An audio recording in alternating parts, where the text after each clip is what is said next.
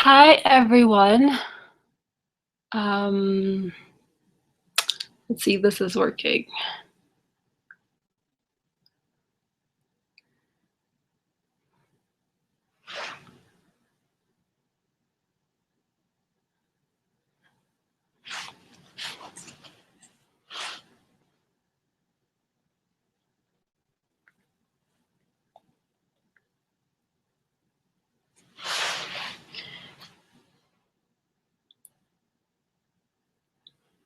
Let's see if this is working.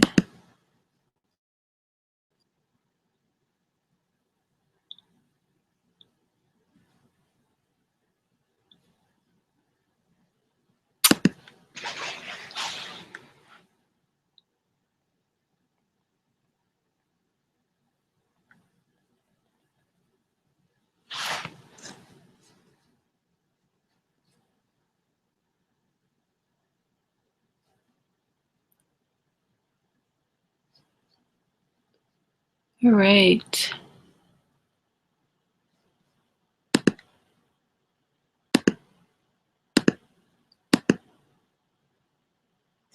All right, so I'm gonna begin. So this is a live Q&A with me. And so to your right of your screen is a question and answer box. So you can drop your questions in there. Let me see if it works. Okay, so you could drop your questions in there, and as I see them, I will answer them. So I'm going to begin with the questions that were asked in advance, and let's do this. Hopefully you can hear me okay, and you can see me okay.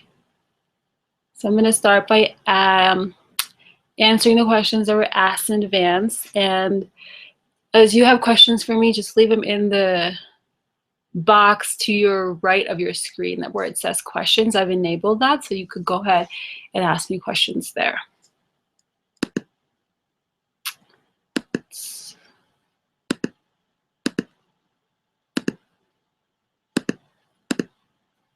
Okay, so I'm going to begin with question number one that was asked via my Instagram. And if you're not following me on Instagram, my Instagram handle is @dearkajal. So there's another place to come find me. And yeah, so one of the first questions was asked is, what is your favorite meditation practice?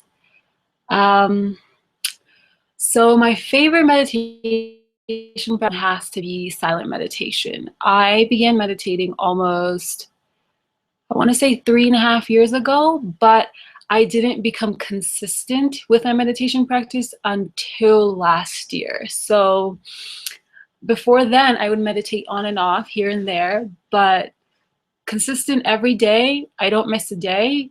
Now it's every day. It's life force. It's food for me now, so I always meditate. But my favorite type of meditation practice is silent meditation. I do try to do about 20 to 30 minutes every single day. Some days I do more, some days I do less, but it's usually between 20 30 minutes. Another meditation practice I really enjoy doing is the Kirtan Kriya meditation, which is on my channel. I have a guided meditation on it. I love it. It is life-changing if you're looking to reprogram, change your subconscious mind, really let go of negative limiting beliefs and heal your relationship with yourself in terms of understanding how your ego or your inner critic works. That is a really, really good meditation. I suggest you do that one. I just did it for 120 days this past fall, and it was just amazing. That's the one meditation I keep going back to. And Yogi Bhajan, who brought Kundalini Yoga to the West, said that if there's one meditation he would recommend that you do for the rest of your life, which would be the Kirtan Kriya meditation. So if you're new to meditation, I suggest starting with that one. I'm also currently working on a project of creating a meditation course for beginners and newbies and for people who are experienced meditators to kind of really help them solidify and become consistent with their practice. practicing meditation isn't so hard as much as showing up for your practice is. So my course that I'm working on hopefully will be launched by the end of this month is all about helping you commit to your practice, because your practice allows you to give what you need to give to yourself. So I hopefully that answers that question. And if you have any questions while you're watching this for me, since it is a live Q&A, just leave them in the question box to your right. There's a little box the right of your screen, and I will answer them from there. So the next question is, what do you think works best for you in terms of manifestation? So I love this topic. We are creators of our reality. We create our reality, and we are in charge of everything that happens to us. And that kind of seems a little bit off taken. It's like, I'm responsible for what happens to me. Yeah, you are actually responsible for what happens to me. It's that we don't take responsibility for what happens to us is the reason we can't transcend or learn from the experiences of all the things that we think that happen to us. So for me, what works best for me in terms of manifestation is being in a state of receiving, letting go, and letting go of my attachment to the thing that I want to manifest. So for example, if you are trying to transition into a new career and you want to become self-employed and you want to work for yourself and you want to live out your purpose, what you're passionate about, and you want to do the work that you love, what gets in the way a lot of the time is that we become too attached to how we think that this should come. We get too attached to the form. I always say focus on the feeling, not the form. And your physical mind can only perceive reality to like 1/10 of a degree. So what you think is possible, or the way you think it should manifest for you, is usually not the way it's going to manifest. So what happens is our attachment to how we think something should manifest gets in the way, and it doesn't manifest. It takes longer and we struggle. And part two to that is being in receiving mode. So if you had the thing that you want to manifest, what would your life look like? How would you feel? What would you do differently? How would you behave? How would you act? How would you think? You have to do that as if it is your reality now. Be in that full acceptance, in that full vibration of what it is that you want your reality to be right here, right now. So the three things I suggest to kind of ease your manifestations and to attract things to you and create the life you want, and to create your desires, is to let go of attachment, create the space for it, and be in receiving mode. Be ready to receive. You can't be ready to receive if you're constantly thinking of fear and doubt and worry and why is it not coming yet, and constantly measuring the form that you think it should come in. So that's what I think about that.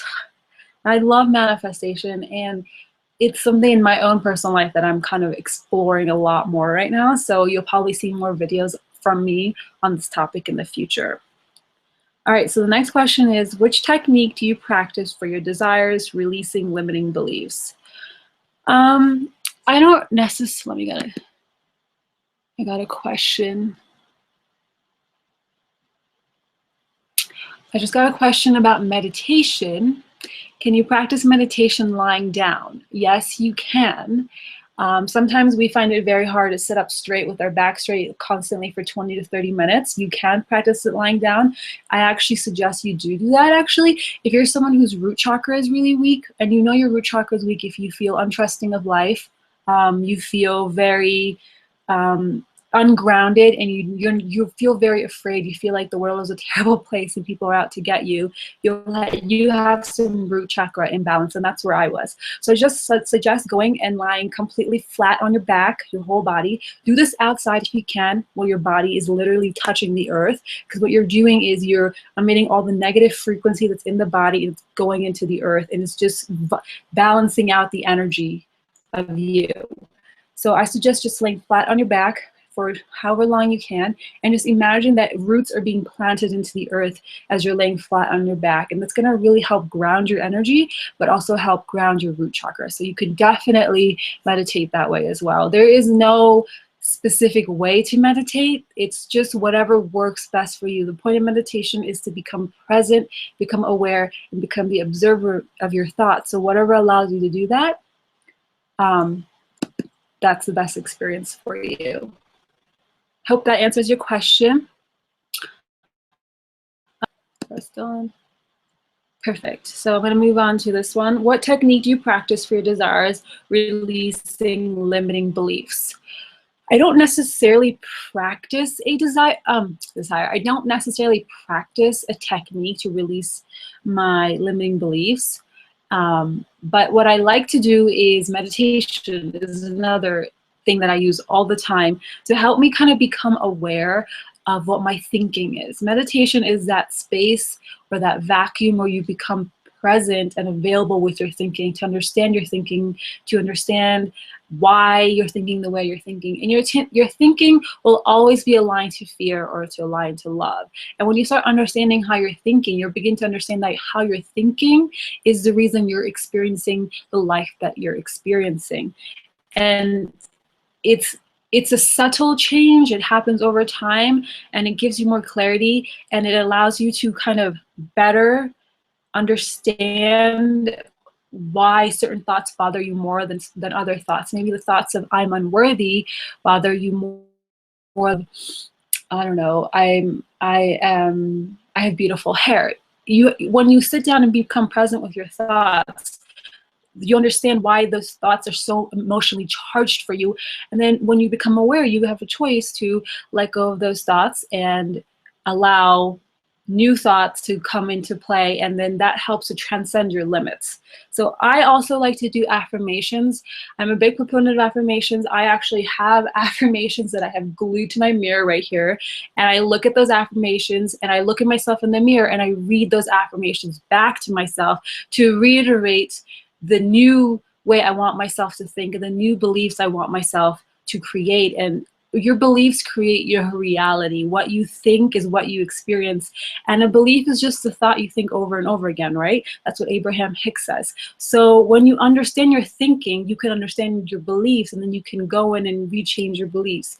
And the best way to reprogram your beliefs is to first look at, why am I living the life that I'm living? There has to be something that I feel true that is the reason I'm living the life I'm living. And then you can go backwards and see, okay, what belief must hold true for me for the reason I'm experiencing financial lack, for the reason I'm experiencing pain, for the reason I can't attract a perfect partner into my life.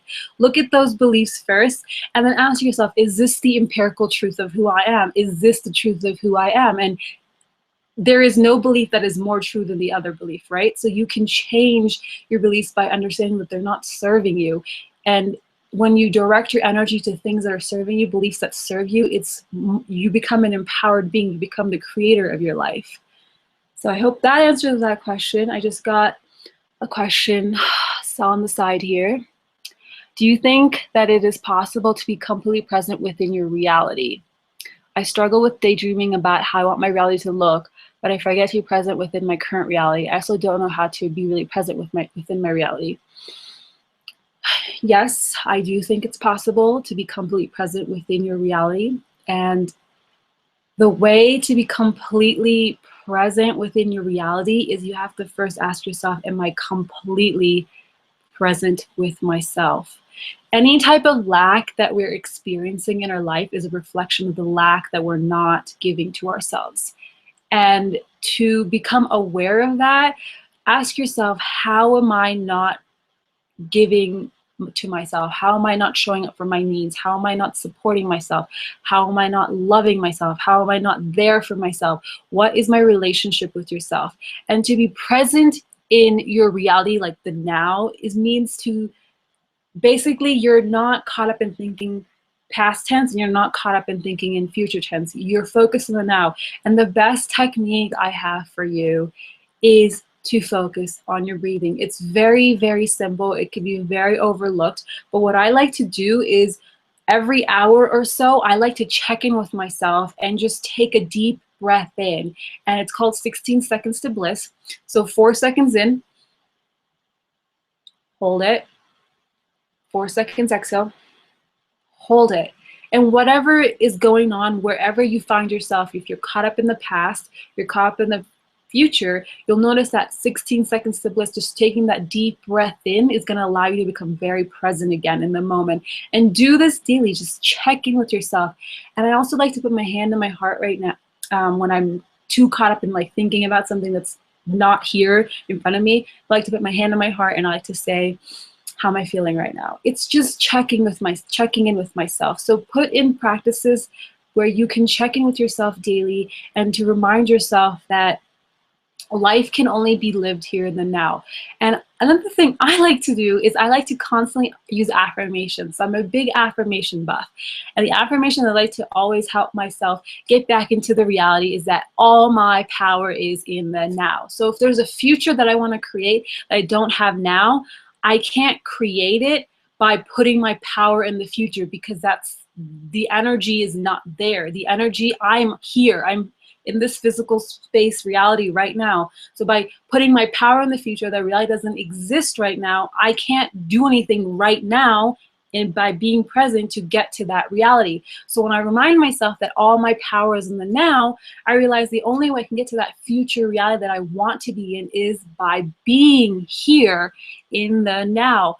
And all my power is in the now. And then asking myself, what can I do to step into my power? And sometimes it might just be going into yoga class to get yourself present, saying that in meditation to get yourself present, to do journaling to get yourself present, and to work on a project that you feel really, really excited, to take inspired action.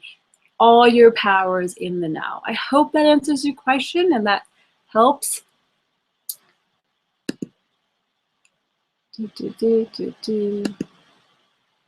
Okay.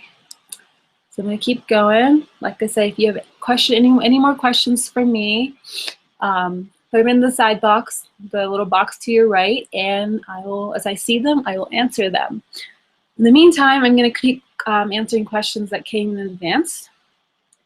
So another question is, who is your favorite law of attraction teacher?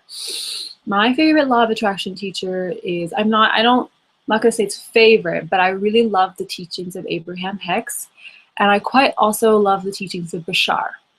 And I recently just found out Bashar like two weeks ago, and it totally resonates with me. And I think for me, learning the law of attraction in the sense of quantum physics really works a lot more better for me than learning it in the sense of like, oh, I just have to trust, I have to surrender, because I have a very analytical mind.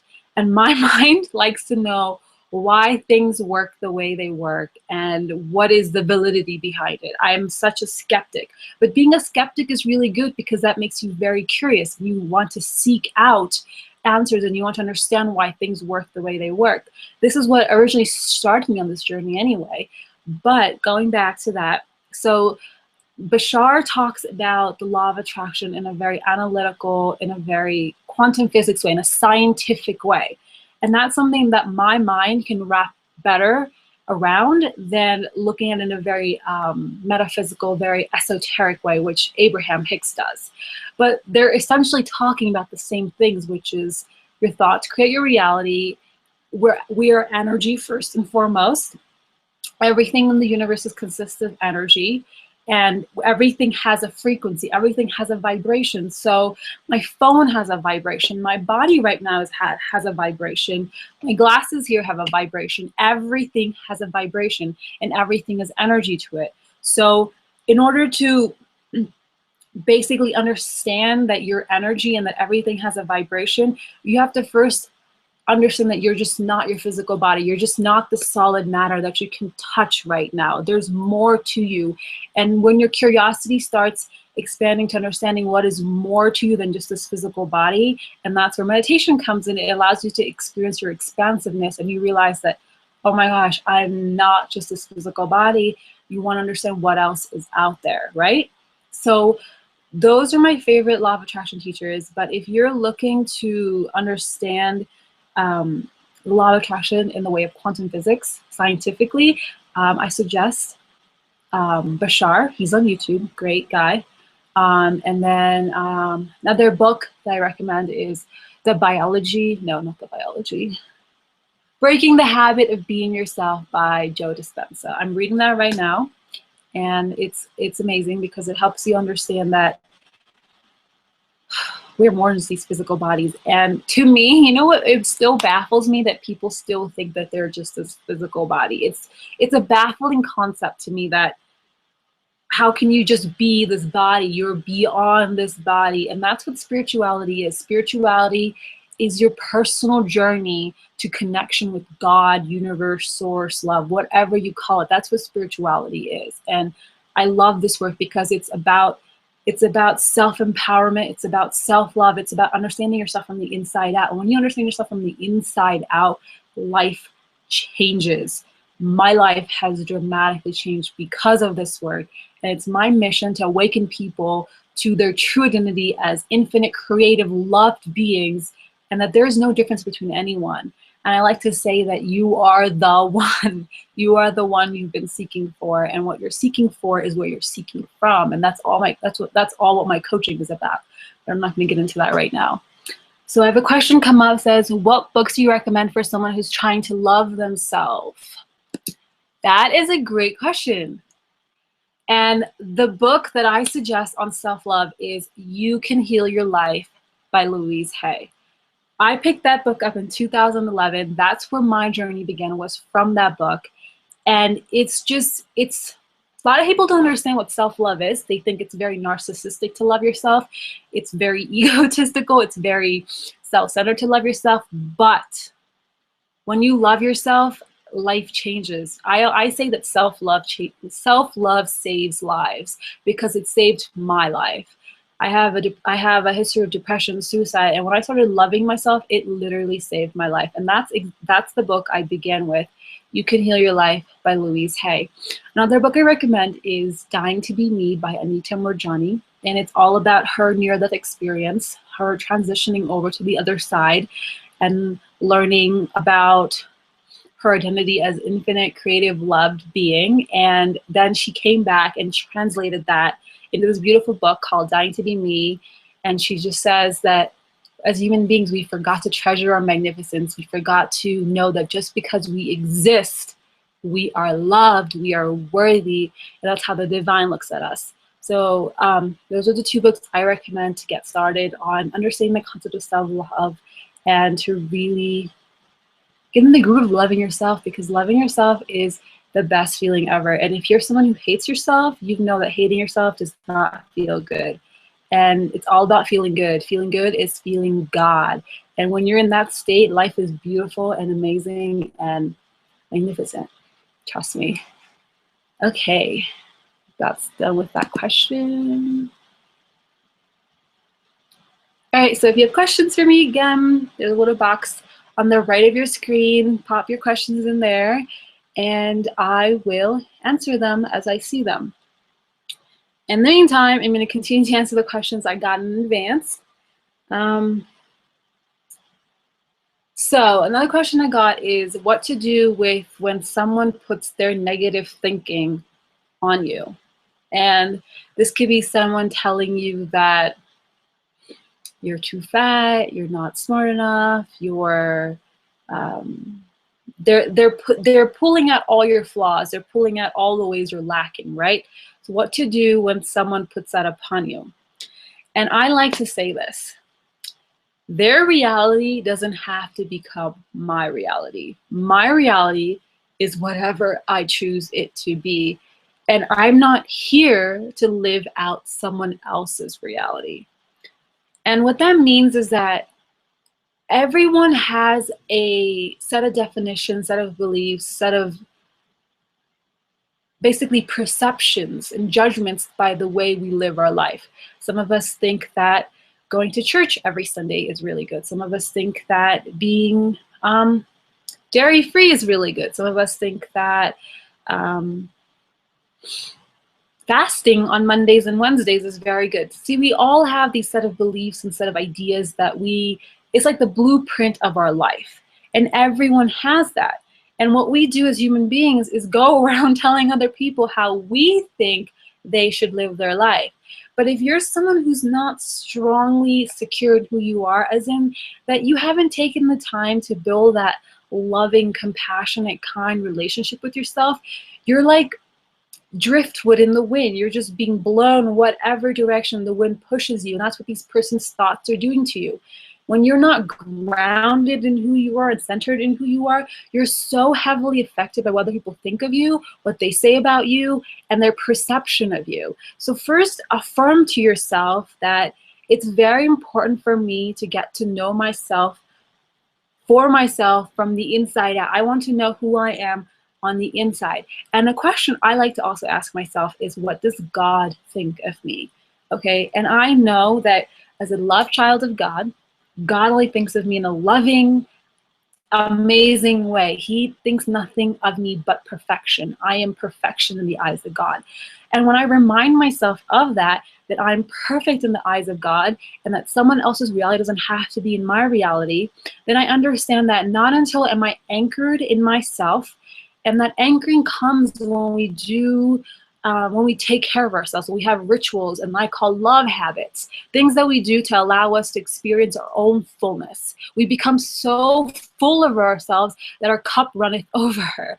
This is what Oprah said. Someone called her so self-centered, and she said, yes, I am so centered in myself. And we think that's bad. To be self-centered is bad. No, to be so centered in yourself is to be so full of yourself that all you have to do is just give love and empowerment and kindness and compassion to others. And when you can do that for yourself, you realize that the opinions and the perceptions and the realities other people put upon us doesn't really matter, because I am so full of myself, and I'm so full of myself that I feel myself. And when I feel myself, I feel so full of love and my own beautiful, expansive energy, right? So I hope that answers the question. I hope that makes sense. And let's see what else. So if anybody has any questions for me, put them onto the little bar to the right, and I'll answer them. Right now is the perfect time to ask questions, because I'm here to answer them live. Okay, so I want to talk a little bit more about, I'm passionate about this, so I'm going to talk about it. The concept of your thoughts create your reality. Now, so many of us aren't aware that our thoughts create our reality, right? We think that life just happens to us. Man, why did this happen? Why did I get fired from my job? Why did this person leave my life? Why did this person break up with me? This is not cool. This sucks. Life just happens to me. And I wanted to tell you another way of looking at that. Life doesn't happen to you. Life happens to you. And I was someone who used to think the latter. Life happens for me. Life is a struggle. Life is hard. That's how I lived my life. And I experienced a lot of distress, a lot of struggle, and just a lot of nasty, negative, rude, inconsiderate people. And today my life is actually the opposite of that. I do not encounter anyone who's not a reflection of my vibration. So what happens is, when you understand that life doesn't happen to you, life happens for you, you become empowered. You become the creator of your life. You go from victim consciousness to creator consciousness, which means that you understand that the power is in you, not in them or that thing or that circumstance. What we do as humans is we give our power away, and we're so good at giving our power away. So if something happens to us, like for example, you lost your job, and you're like, oh frick, I lost my job. Like you don't have money. I'm not gonna be able to pay this and that, and your just mind is going crazy. You're like, I gotta figure out. That's what our physical mind loves to do, is to figure out. But essentially, when you're trying to figure things out, you struggle more. When you just allow things to happen, you don't struggle. There's a sense of ease and effortlessness to your life. So where I'm going with this is that when we lose our jobs, or unforeseen circumstance happens, or something happens that we didn't expect to happen, what happens that circumstance is neutral, right? Okay, it doesn't have a meaning of good or bad. It doesn't come pre-labeled as a good or bad meaning. It is a neutral event. What happens is that we define it. We say, oh, losing my job, bad. Having a partner who loves me, good. What we do is we put these labels on these circumstances that happen to us. And we realize that when we define our circumstance with the labels, that's the meaning we give to it. So that's the experience we have of it.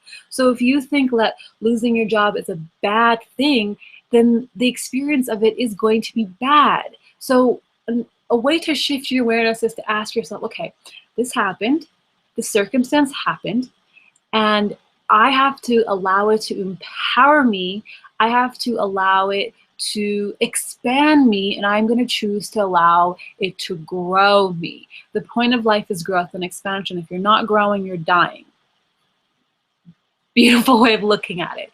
So when you choose to empower yourself, you're giving it a new meaning, a new definition, and then you're coming from a solution-oriented approach. And I like to always ask myself, instead of asking myself, what is the challenge here? I like to ask myself, what is the blessing here?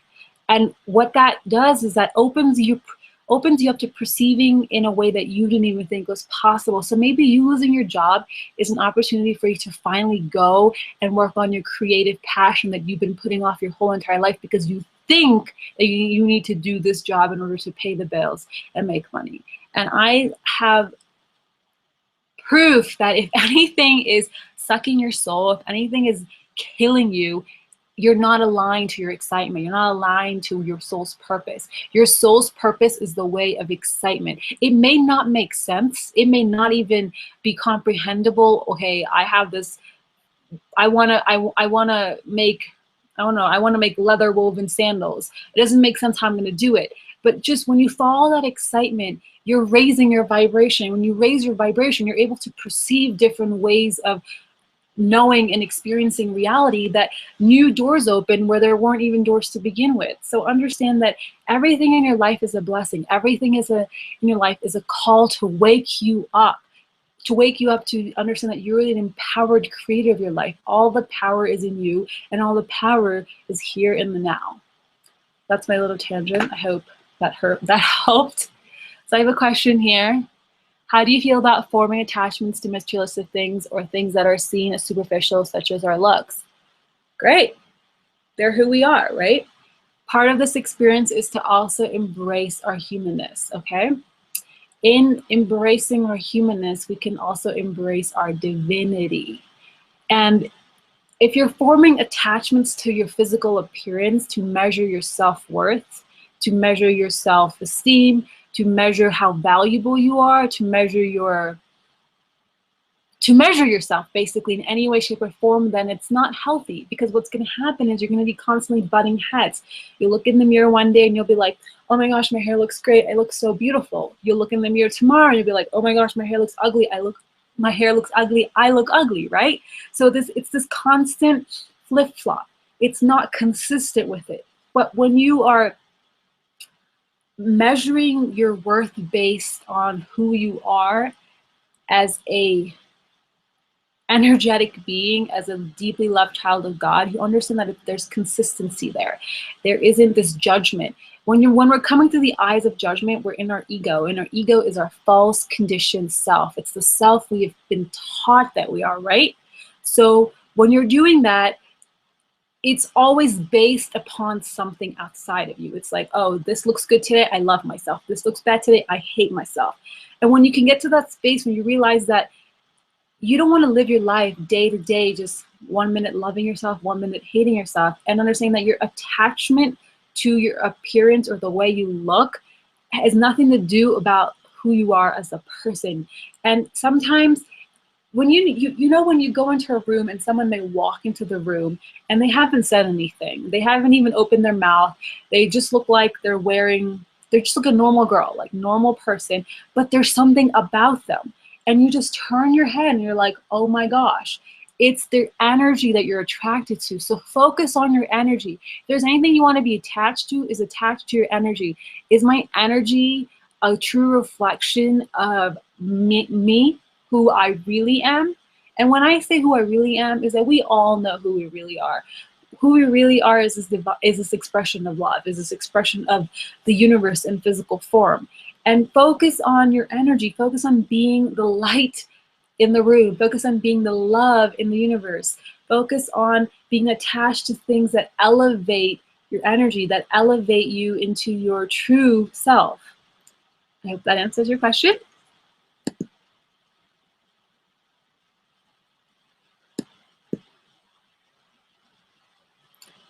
Perfect. Let's see what other questions I have.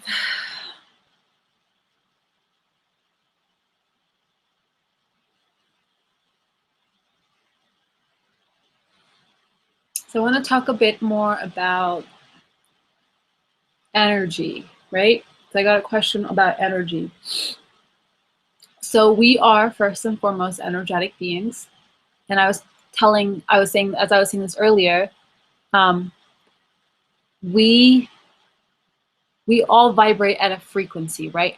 Everything is energy, everything is a frequency. And I talk a lot about raising our vibration. And the reason I talk about that is because it is so important to understand that when we are living in this low vibe, depressed, unhappy state, we're not vibrating really high. When you look at the emotions of fear, compassion, kindness, love, joy is actually our optimal vibration.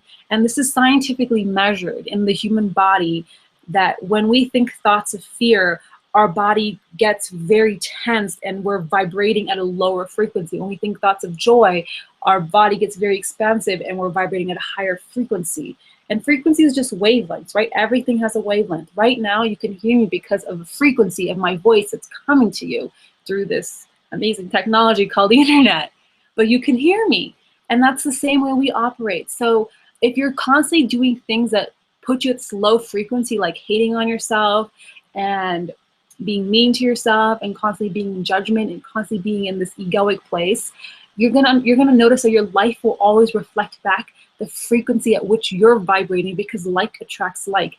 For you to get here, you can't be here. You have to be here to get here. Whatever is vibrating at this high frequency, you have to match with that. And this is where the power of self-love comes, because it transforms your life. When you understand that you're in charge of your internal condition, because your internal condition reflects your external experiences, you will know how valuable it is to feel good. Feeling good is not an option, it's a obligation. To me, it's an obligation. If I don't do anything that day, my only obligation I have is to make sure I feel good. That's it. And that's where we have techniques and practices put into place, like our spiritual practice and grounding practices and meditation, that allows us to elevate our energy so we feel good, because feeling good is key to living an optimal, healthy, happy life. All right, I have a question that came in. What can I do to find my life purpose? This is a beautiful question. So let's answer that question. This is a topic that throws so many people off. And because I was that person, I didn't know what the hell I was doing with my life. Because it was intangible. My life purpose is not tangible. To be a teacher, to be a messenger of love, that's not a tangible career. I don't know many people that do that. And so for me, stepping into this career was just so unknown. But the reason I knew that I had found my life purpose is because it energized me. If what you assume or think is your life purpose, it will energize you. It will excite you. It will make you feel a way that you've never felt before. But the thing is, where most of us get caught up is that we may know what our life purpose is, but we don't know how that translates. We get too focused on the form of it. Okay, well, I love to talk about all things spirituality and consciousness, and I love to help people empower themselves. But I don't know what the form of that looks like. I still don't know what the form of that looks like. But I'm not focused on the form. I'm focused on the feeling that it gives me. And the feeling that it gives me is energized, excitement, expansion. It allows me to tap into this joy that I've never felt before. So that's how you know what your life purpose is. It doesn't have to make sense in terms of a physical, moldable career like an engineer, a doctor, or a microbiologist. It may not even have a title. It may not even exist on the planet, but the beauty is that you can be the first one at it. How awesome is that? You get to create a new career that You get to experience and birth into this world that will eventually allow others to understand that they don't have to go down these conventional routes, that there's other career options available for them that is not heavily focused on a form, but a feeling. And I always like to say, you know, you found your purpose because you choose to follow your excitement. Whatever is your excitement is your purpose, because it will elevate your energy, but it will also help elevate the energy of the planet. And I'm a firm believer that the more people who do what they love, the safer, the healthier, the more freer, the more loving our planet is going to be, because 99% of our population does not do the work they love. They're miserable, they're exhausted, they're depressed, they wait for Friday and Saturday to live their life, and they cause so many so many ailments, so many ailments and problems to them, that they have health problems and they have relationship problems and they have problems with money. We're not doing what we love because our society and our culture is not based on doing what we love. We're just based on doing what we think we should do. We're basically drones. I like to call this the drone method, right? So when you're doing what you love, you know you're doing what you love because you're excited and energized by it. Like for me, I'm terrified. I have like nervous butterflies in my stomach before every single coaching call. But that doesn't stop me from doing it, because I know after I get off that coaching call, knowing that I have served someone, I am so excited and so energized. If your work energizes you, you're on purpose. If it drains you, you're not on purpose. That's the best way to differentiate if you're living your life purpose or how to find your life purpose. Cool. All right, so I'm going to take a few more questions. If you have questions for me, now's the time to get them in before I start wrapping things up. Let's get some water.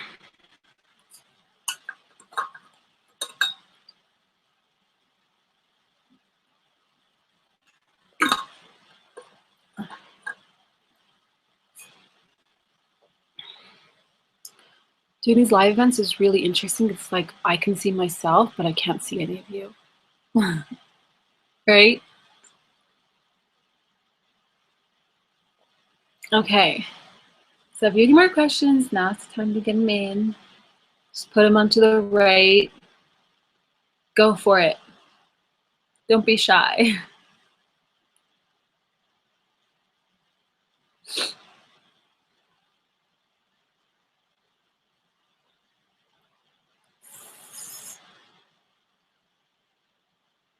So is there anything else you'd like me to talk about? Any specific topics you have in mind? Anything you want more clarity around?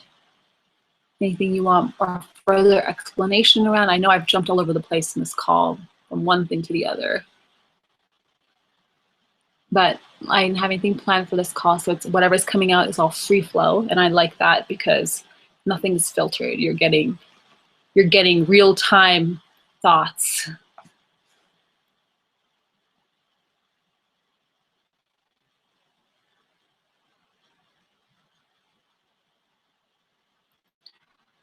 What sort of affirmations do you tell yourself when you're experiencing feelings of anger or frustration? I like to tell myself I choose to see this differently. I choose to see this with love. Because when we're feeling anger or frustration, we've kind of stepped into our ego. And like I said before, the ego is a false conditioned self. It is that self that we've learned who we are. It's attached to this physical body. And any single time you've stepped into anger or frustration, you've created separation between you and God and you and source, or you and your higher self, because you and your higher self and you and God are one, right? You're all aligned like this. And any single time you have any feelings that are not of your highest joy, of your highest well-being, of the optimal feel good, then you have created separation. Boom. And you're in your ego. That's where you're judging yourself from. Oh, I'm angry, I'm frustrated. And I always like to I say to myself, I choose to see this differently. I choose to see this love. And what I do is that I'm calling in love, and I'm acknowledging that love is allowed to be here, and love will allow me to transcend this feeling of frustration, feeling of anger, into something that will allow me to learn from it, but more so understand that it's not real, it's not true, that only love is real, only love is true. And it instantly just brings me back to love. And I do that all the time. I choose to see this differently. I choose to see this with love. And this could go for any situation. If you feel hurt by someone, if you feel upset by someone, if you feel angered by someone, if you are upset at yourself, if you are, let's say, for example, something bad happened and the minute you instantly want to just sabotage yourself. And for me, that is attack myself verbally. That's how I hurt myself, is just being really mean. And when I catch it, I just say instantly, I catch it and I say, I choose to see this differently, I choose to see this with love. And instantly I realize that by hurting myself and holding these feelings of anger, resentment, frustration, pissed off, unloving thoughts is not helping me. I realize that I have an opportunity here to grasp love, and with love I kind of heal myself from where I am into this new space that allows me to experience myself in a whole happy way.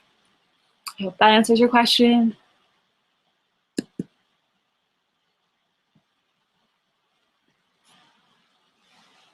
Another few affirmations, or since we're talking about affirmations, I want to share with you that I really like using all the time, nonstop, every freaking day. Like, no, there is no exceptions. I use this affirmation every single day. I wake up in the morning, and the first thing I do is I affirm to myself, everything is always working out for me. And I carry myself in that vibration throughout the day. So since I have put myself in that vibration, everything is always working out for me. And whatever happens throughout my day that I perceive to be something that is not working out for me, I understand that it actually is working out for me because I have affirmed that it is going to work out for me. And that doesn't allow me to slip into like self-sabotage or punishing myself or frustration or feeling like a victim of my life. It allows me to stay in this elevated energy and elevated space where I affirm every single day, like on every minute that I can think, everything is always working out for me. So try that affirmation, implement it into your life. Everything is always working out for me. And if it doesn't feel true for you, that's okay. That's okay. Just try it on like a shirt. Like today I'm gonna wear a blue shirt. Try it on like a blue shirt and see how it feels. Just go your whole entire day wearing this blue shirt, this affirmation, everything's always working out for me. And if you don't like it at the end of the day, throw it away. But you will like it because it will start affirming to you that, hey, everything's working out for me and everything can work out for me. So I'm 26 years old. I'm 26 years old and I'm on Accutane right now. Is my acne a result of not loving myself? Can I really get rid of just by loving myself? Yes. Yes, yes, yes, yes, yes, yes, yes. If you've been following my journey, you know that I had severe cystic adult acne for a year straight, 1 year. And I was 24 at the time when I got it. And it came out of nowhere and I had it. And my whole entire face was covered in it, but now you can see that I have nothing, like no blemishes on my face. The lighting got really bad. No blemishes on my face. And I literally was like, I need to get to the bottom of this, because intuitively I knew it wasn't to do with food. Well, part of it was, but intuitively deep down inside, I knew it wasn't anything to do with this out here. It was everything to do with in here. And I looked at it as an opportunity for me to ask myself, where am I not giving myself the love I deserve, I need? And I realized that I was not accepting of myself. Acne is a manifestation of lack of self-acceptance. So if you're someone who's suffering from acne, when I say that you don't accept yourself, you can probably agree with me. There's something that you do not like about yourself. And this may be happening subconsciously. You may not even be aware of it. But what is happening is that anything that has to do with our face is a manifestation of the lack of self-acceptance. So this is a time not to sabotage yourself, not to hate on yourself even more, not to compare yourself. This is a time for deep, deep, deep, deep love and compassion. Just as if anybody that you love dearly was sick, you would hold their hand, you would nourish them, you would nurture them, you would be compassionate and kind to them because you'd want a speedy, healthy recovery for them, right? Now's the time to do it for yourself.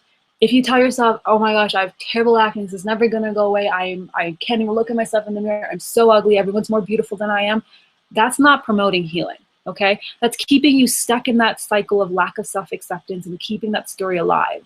And change the way you talk to yourself. And for me, that radical self-love really began when I had my acne. It was like an opportunity to be like, boom, love yourself, Kajal. This is your opportunity. Grow this relationship with yourself. And I did that. So affirmations.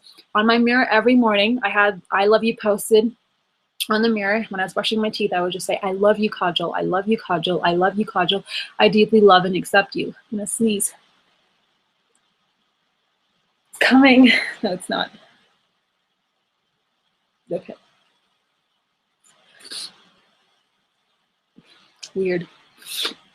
So I would say, I love you over and over again. I deeply love and accept you. And it may not feel true, but what your acne is doing is it's asking you to look beyond your physical form, okay? You're beyond your physical form. And it's an opportunity for you to ask yourself, who am I really inside? And who is this person? And I want to build this intimate, beautiful, loving relationship with them. And changing your diet is also I say these are supplements, but if you're someone who's suffering from acne, try a dairy-free diet. This is when I went vegan. It's probably the best decision I've made for myself and for the planet, and I'm so passionate about this. But I went vegan, and I really amped up the self-care love practices. And I have on my website 30 prompts for 30 days of the love letter project. So in the month of November, I wrote a love letter to myself every single day, proclaiming my love and my affection and my awe and my magnificence. And what I did was I went ahead and created prompts for every single day of the week for you, every single day of the month, or the 30-day time period for you to do yourself. And this is gonna greatly shift your energy and shift the way you perceive, the way you label, the way you understand yourself and your relationship with yourself. It's beautiful. I hope that serves you. All right, so if you have any more last questions, I'm going to take 1 or 2 questions and I'm going to wrap it up. It's been really exciting and really fun. I feel like I had to sneeze there.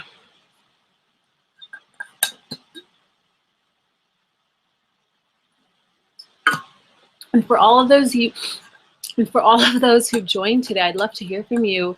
I just love some feedback on how you think the call went and anything that I could do differently, or any specific topics you'd like to have these calls around, because I was thinking about doing something like on a monthly basis, not having a live Q&A every month, but kind of like a themed call. So specific topics, like maybe extend more in self-love, extend more in about understanding your ego. If you're interested in doing something like that with me, again, like on a live call like this, go ahead and send me an email at kajal@kajalpandey.com. That is KAJAL@KAJALPANDEY.com. And we can do this into like a monthly themed live call where it's like a live group coaching call. And yeah. So if you have any more questions, get them in now. Otherwise, we're going to wrap it up. And I appreciate you so much for taking the time to be here, to share the space and this energy with me. And I hope that this served you and that you took something away from this. And that, I don't know, a seed was planted, and that you're going to further explore your curiosities and begin to empower yourself and honor yourself and to believe in yourself, because I believe in you. We all need someone to believe in. And if you think that no one believes in you, I'm here to tell you that I believe in you. I believe in you. And you're so deeply loved. You're so worthy.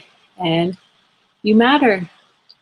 So I'm going to go ahead and I'm going to end this call now. Thank you so much all for being here. I love you all very much. And the best place to find me is at my website, which is kajalpandey.com. Oh, awesome. Thank you. Thank you for being here. Thank you for tuning in and listening. So stay updated. If you're not on my newsletter, get on my newsletter. You can get that from my website at kajalpandey.com. And yeah, thanks. Be blessed, be beautiful, and be you. Bye.